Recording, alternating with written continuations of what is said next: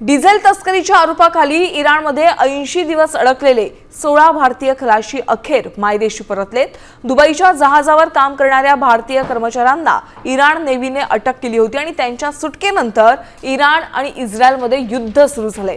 त्यामुळे बॉम्ब हल्ल्यामुळे हे भारतीय इराणमध्ये अडकलेले होते। अखेर भारतीय दूतावासाच्या प्रयत्नांनंतर अर्मेनिया मार्गे हे सर्व भारतीय मायदेशी परतलेले आहेत। भारतात परतताच त्यांनी सुटकेचा निश्वास सोडला।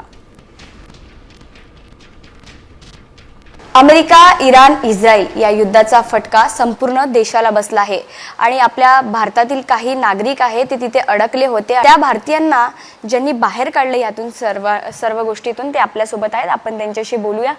नेमकं ते प्रकरण काय होतं आणि तुम्ही त्यांना बाहेर कधी काढले? आपल्या सोबत इथे जे क्रू बसले त्यांच्या म्हणण्याप्रमाणे त्यांना त्या तुरुंगात असताना त्यांना असंच माहीत नव्हता की त्यांची जामीनदारी होईल की नाही, कारण अशी बातमी येत होती की जवळजवळ 100 कोटीचं म्हणजे त्यांना पाहिजे त्यांचा बेल घेण्यासाठी अशी परिस्थिती असताना त्यांच्या मेंटल हेल्थवरती काय परिणाम झाला असेल ते आपण इथे बघू शकतो आपले।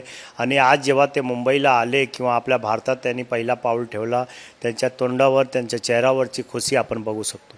जहाज तिथे अडकलं होतं, त्यामध्ये जे कॅप्टन होते ते कॅप्टन आपल्या सोबत आहे। एक्चुअली हम लोग इंटरनेशनल वाटर में थे, जैसे मैंने बोला है, और हमारे ऊपर फायरिंग की गई, हमें ज़बरदस्ती रोका गया। हम लोग साउथ में थे, हमें पूरा ईरान को क्रॉस करके जाना था और बीच में बॉम्बिंग हो रही है। तेहरान तो उन्होंने फर्स्ट टारगेट रहा है, उसके बाद सेकंड हाईएस्ट बंदर अब्बास ही था। पूरी उनकी नेवी उन्होंने उड़ा दी वहाँ पे, हमने वो सब होते हुए देखा। दिवाली बना तो बॉम्ब से जैसे डरते थे वैसे हमारा डर आ गया, मतलब अगले जैसे दीपावली बनाएंगे तो उसी खौफ में हम लोग, जैसे छोटा पटाखा भी अभी मेरा संपूर्ण संघर्षाचा जो काळ आहे तो सहन करून ते इथं आले आणि आपल्या भारतात मायदेशी सुखरूप पोहोचलेले आपल्याला इथं दिसतायत। कॅमेरामॅन अनूप सोबत साक्षी यादव, साम।